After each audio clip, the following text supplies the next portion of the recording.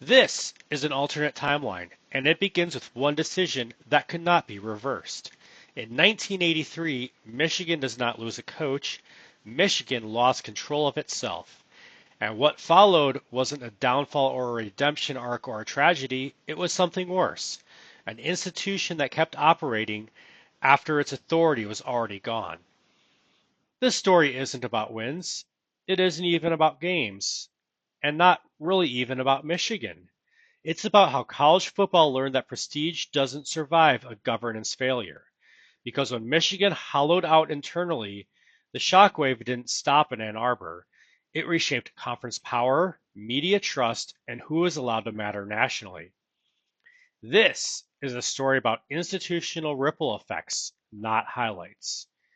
In this timeline, Bo Schembechler resigns in 1983. Not for health, not for age, not for timing. He leaves because control breaks. University leadership wants influence. Bo wants authority. And for the first time, Michigan chooses process over power. That choice, not the resignation, is the point of no return. Because Michigan doesn't replace a coach, it replaces a governing philosophy. Michigan responds the way institutions do when they don't trust themselves anymore. They hire credentials, a disaster hire, plausible on paper, disastrous in effect. An NFL coordinator with no college grounding, no regional gravity, and no recruiting authority. The press doesn't panic, boosters don't riot, but they hesitate. And one line appears over and over in national coverage. This doesn't feel like Michigan. That line matters because it isn't about performance, it's about recognition. Michigan still looks like Michigan, but it no longer sounds like it knows who's in charge. By the end of one season, something subtle happens. Michigan stops being discussed as unlucky. It starts being discussed as administratively unreliable. Bo's name disappears from coverage, not out of respect, but irrelevance. The story becomes governance, not legacy. And nationally, that's a warning shot because college football only forgives failure when it trusts the institution behind it. The cause? Michigan fractures control. The institutional response? It prioritizes stability over authority. The consequence? Recruiting identity collapses. Within 2 years, Ohio State absorbs the Midwest pipeline. Penn State siphons national recruits. Michigan stops being the default destination. This isn't decline, this is power leakage. Michigan doesn't fall, it becomes permeable. And here's where the timeline divergence hits hardest. We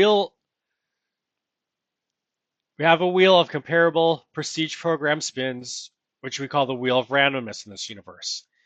Stable administrations, secure conferences, well, sometimes, most of the times, but willing to centralize power.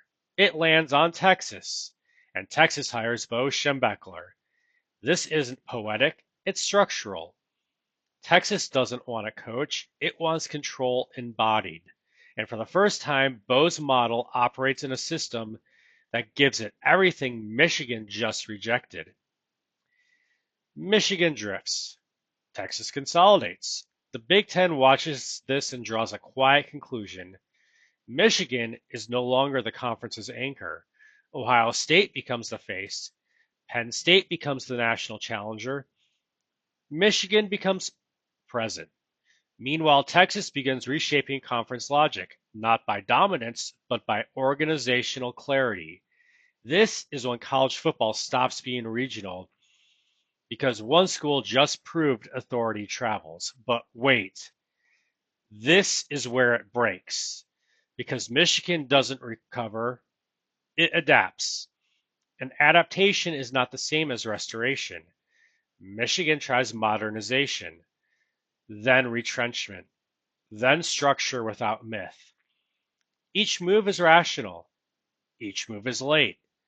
The institution keeps choosing solutions after the problem has already shifted. By the late 90s and early 2000s, Big Ten leadership stops acting like Michigan is the stabilizer. It treats Michigan as a participant. Governance becomes distributed. Expansion replaces identity. Brand replaces authority. The Big Ten survives. Michigan no longer defines it. And nationally, the lesson is absorbed. Power belongs to institutions that decide first, not those that explain best. By the modern era, Michigan is stable, respected, included, but it is no longer feared. It doesn't control outcomes, it qualifies for them. And that's the legacy of 1983. Not a fall, not a tragedy, not a redemption. An institution that kept operating after it stopped deciding. And the uncomfortable question this timeline leaves us with isn't whether Michigan could have been saved, it's this: how many other programs think they're powerful when they're really just intact? Because college football didn't change when Michigan lost. It changed when Michigan proved that prestige survives even after authority doesn't. And no one knows how many institutions are already there. This kind of alternate history focused on institutional decisions and long-term consequences, not scoreboards, is what you're here for. Like the video if you disagree with where the break happened, or think another program has already crossed this line, leave a comment. Those debates are the point. And if you want more college football stories built around power, governance, and irreversible choices, subscribe. This series doesn't reset, it keeps compounding.